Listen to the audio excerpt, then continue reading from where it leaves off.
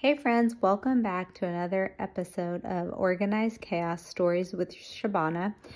This is the second series of Manifesting Mondays, and I literally recorded this I did it like 3 times.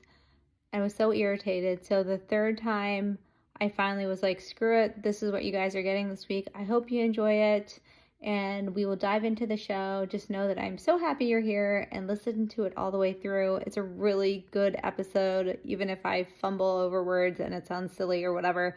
I hope you enjoy it and just know that you're amazing. Okay, bye. Welcome back to Organized Chaos Stories with Shabana. I'm your host, Shabana Knight. If you're new here, welcome, and if you've been around for a while, I'm so glad you're back. This is a series I started last Monday called Manifesting Mondays, where I share real life stories of things I have manifested throughout the years. These are fun and interesting stories that inspire you to keep asking and keep on manifesting. So, wherever you're listening from, take a breath, settle in, and let's go for it. Because no matter how big or small your desires feel to you, they all matter. Last week, I shared a story about a coffee table. Not just any coffee table, but the coffee table that would finally complete our TV room. At the time, we had a glass top coffee table, the kind that is not attached to the base, and if you push it the wrong way, it would slide right off. And so many of the coffee tables that we've had up until this point have always been given to us. And the one from last week's story is one that we ended up getting for free. And you'll have to go back and listen to that story if you haven't yet. But basically, I ended up sanding it and painting it, which leads to this episode. Because before the coffee table got painted, the house received a makeover. And that's why we had the extra paint to paint that coffee table, is because of the paint of the house getting painted. And let's jump into this week's manifestation story. This story is so wild, so buckle up, friends, as we dive into this week's episode of Desire, the Flood, and the Remodel. Let me paint the picture of what life looked like at the time. It was spring of 2018. David and I had been married for about 11 years, and we'd already been through a lot together. And at this point, we were finally in a healthier place in our relationship. The kids were ages 5, 7, and 9. The youngest was in her second year of preschool. The middle child was in first grade, and the oldest was in third grade. We had moved into our first home about 3 years earlier. It was a great size, about 2,000 square feet, 2 stories, but everything was builder grade. White walls, basic carpet. It had great bone and structure, but no personality and no makeup. The house had so much potential, and I was wanting to do more with the space. We had slowly painted the kids' room and the office, but everything else was white walls and a really crappy old carpet. I remember telling David it would be amazing if we could repaint the living room and get new carpet and get new kitchen floors.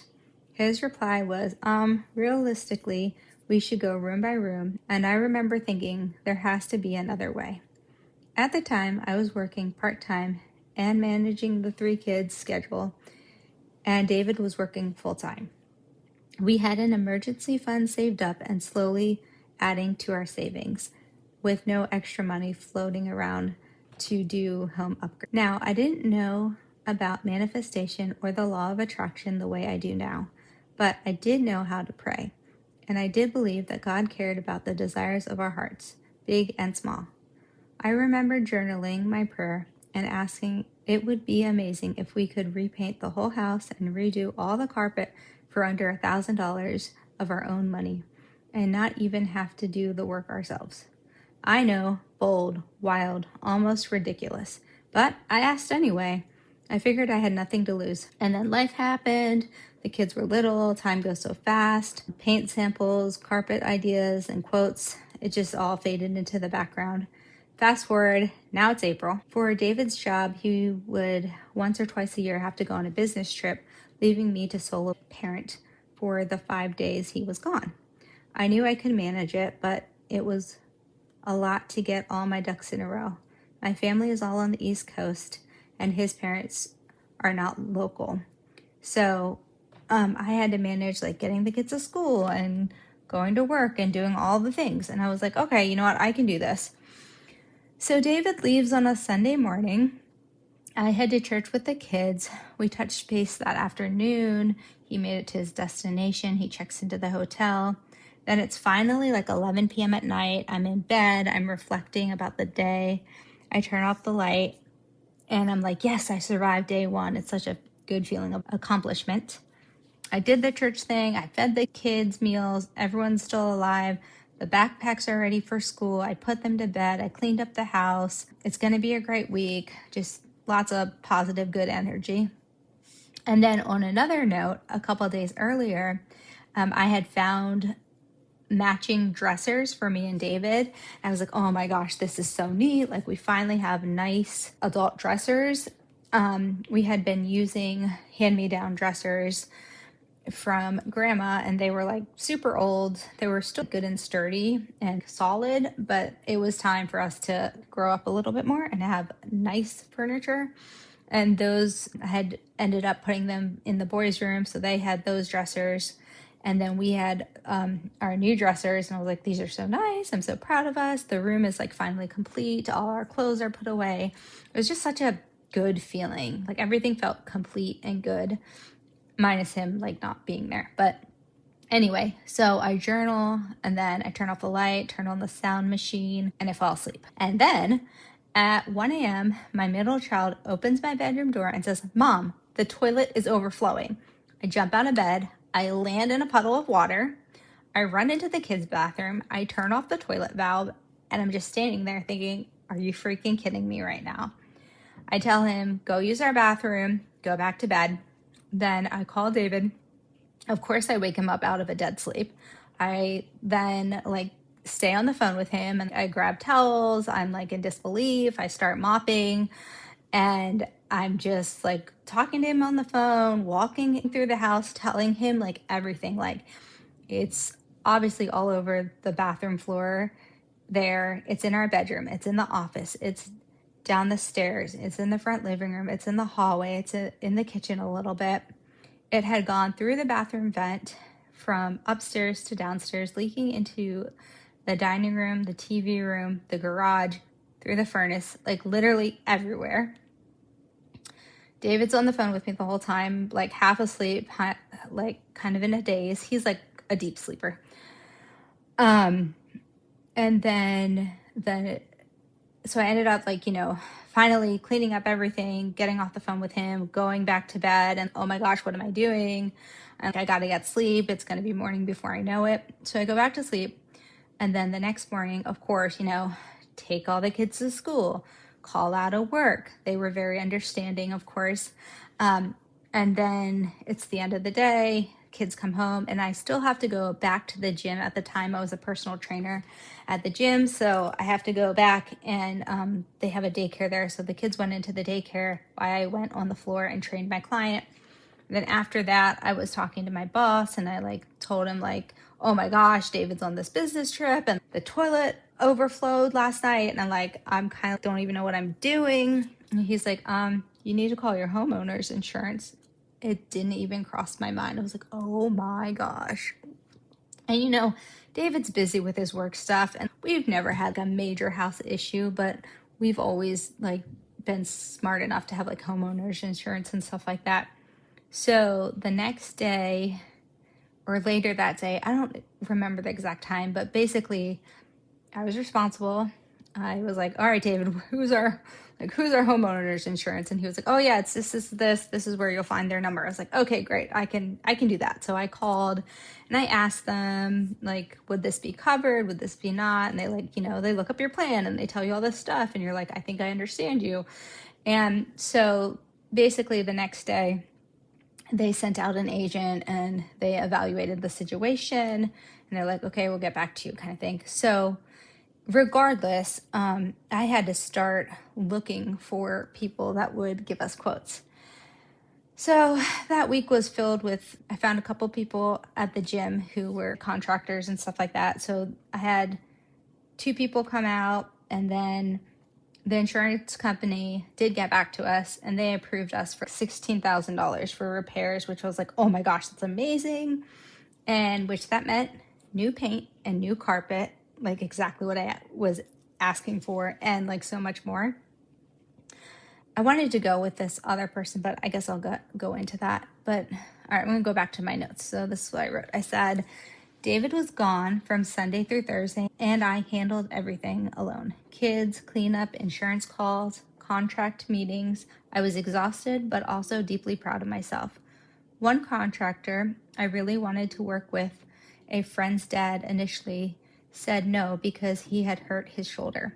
I was disappointed, but I kept moving forward. A day later, he called me back and said, if the offer is still on the table, my son and I will do it. And that made me so happy. He ended up giving us the best deal out of all the contractors, and they were like the best people to work with. They were so nice, so giving, so kind. And it's like, all your stuff is still in the house, and you have to trust these people to be in and out of your house because you're not going to be living there when all this work is going to be done. And I totally trusted them to take care of our stuff and redo our house. So that was like another blessing. And the work did amazing and gave us the best price possible. And because of how everything unfolded, we ended up getting new paint, new carpet, new kitchen cabinets, new countertops, and they also expanded our current counter space, new toilets, new sinks, new cabinets in the bathroom. And because the water damaged the furnace, the insurance company covered a brand new furnace and vents, which was an additional $5,000 at the time. It literally was like getting a brand new house. Anything we wanted additional or maybe higher quality or just better, we had to pay out of pocket. I think the total of the remodel ended up being $22,000 to $24,000 in repair. So we had to come up with the remaining $6,000 to $8,000 that we had already decided that we were going to take a loan out. And as life would have it, we didn't ask for it, well, not directly to people. But a few family members surprised us, and we did not have to take out any loans. And I did get the carpet and the house painted for less than $1,000. And if you are in awe like I am still, here is your permission slip to pray a big prayer, to ask boldly, to believe anything is possible, and know that the things that are meant for you will show up in your life. And the power of faith and trust, because I believe if it's meant for you, it will show up. You just have to believe it will show up and take the aligned action steps. And I will say that that's just half of the story.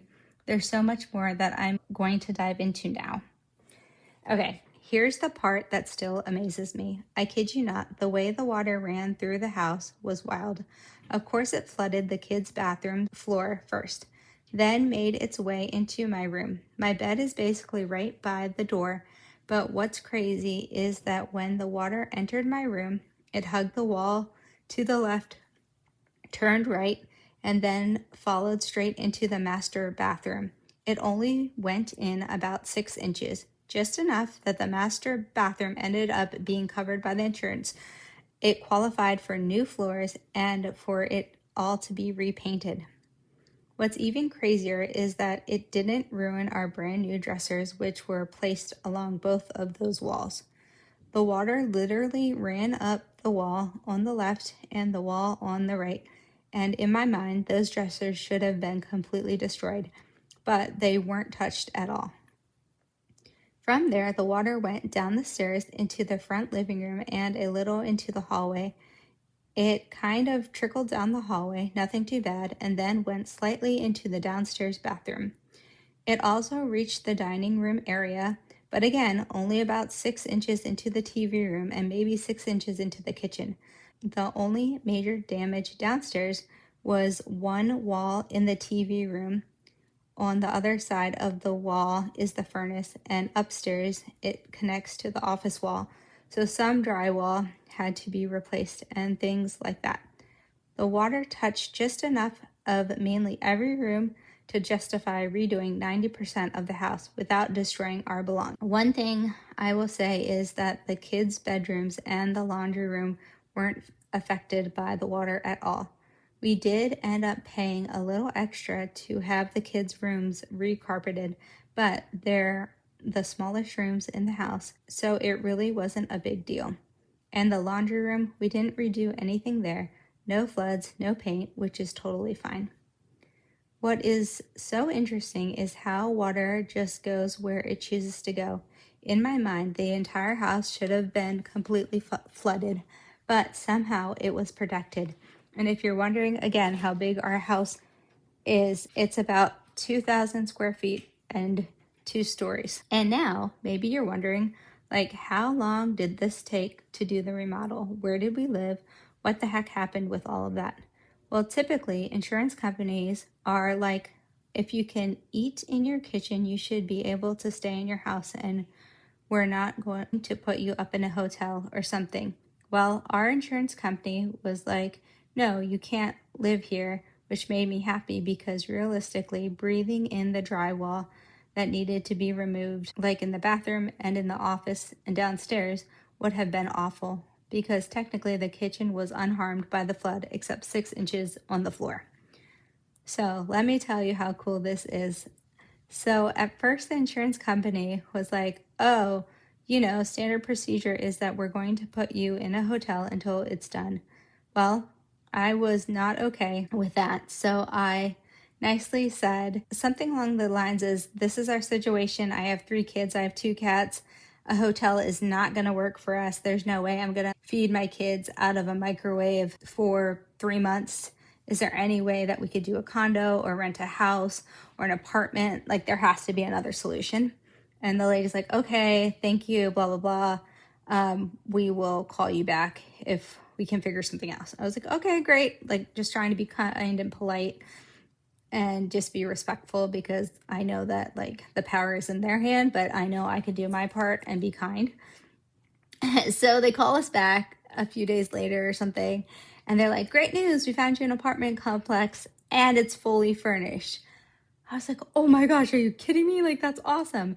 I didn't know that apartment complex could even be fully furnished. Like, I don't even know, like, that has never crossed my mind before also. And you guys can move in. Your lease will be for 3 months and it's fully covered and it's pet friendly. Also, there is a garage, so you can park your car in the garage. And in about 2 weeks, the swimming pool is going to be open. So that was another blessing.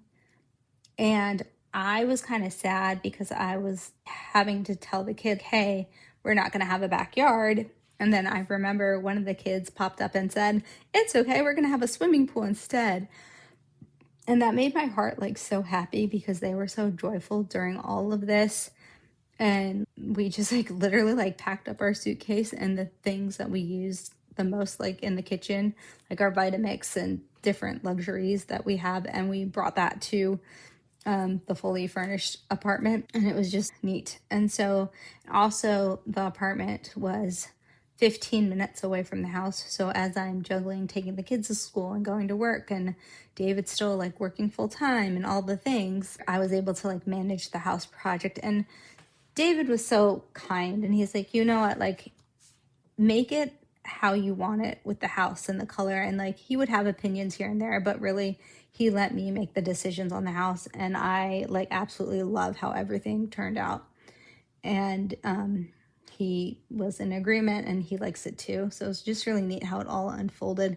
And I was the one with the most amount of like free time to go during the day to like check on the house and answer questions or pick out different colors or lighting or fixtures or whatever. So it's just really neat to work with the builders and be there. There's so many decisions that go into restructuring a house if you've ever been in that situation. So then basically 3 months go by and you feel like you're in it forever, but then at the same time, it goes by so fast. And then all of a sudden, we got to move in the second week of July. And one of the first video is on 7-Eleven day where we have our free Slurpees and we're back in the house and the boys are dancing around and being silly. And then another picture is us like laying on the new carpet, and it just felt so soft and unreal. And still to this day, I walk through our house thinking, I can't believe this is our house and I love it. And man, if these walls could talk. And truly all I thought all I was asking for was paint and carpet, but I received so much more. Talk about abundance. Maybe instead of being careful what we wish for, we need to be brave about what we ask for. Where have you manifested something without realizing it until now? I hope you have a beautiful week. Know that you are loved beyond measure. And I really hope you enjoyed this week's episode of Manifesting Monday. And I wasn't expecting it to be so long, but thank you for listening all the way through. And know that you are loved. Bye. This podcast is sponsored by Happy Mail. I created Happy Mail for when you don't have the words, Happy Mail does. Happy Mail sends handwritten cards of encouragement that uplift, comfort, and reminds everyone they matter. Happy Mail is better than a McDonald's Happy Meal, spreading kindness, not calories. Click the link in the show notes and get your Happy Mail sent ASAP. Limited to U.S. residents only. Hey you, yes you. Thank you so much for listening to Organized Chaos, Stories with Shabana. If you love this episode as much as I did, hit that subscribe button, leave an outstanding review, and share it with a friend who needs some inspiration. Thank you for being part of this community. Remember, in every bit of chaos, there is always a story waiting to emerge. Who knows, maybe sharing your story might inspire others to share theirs. The possibilities are endless. Let's live in the possibilities.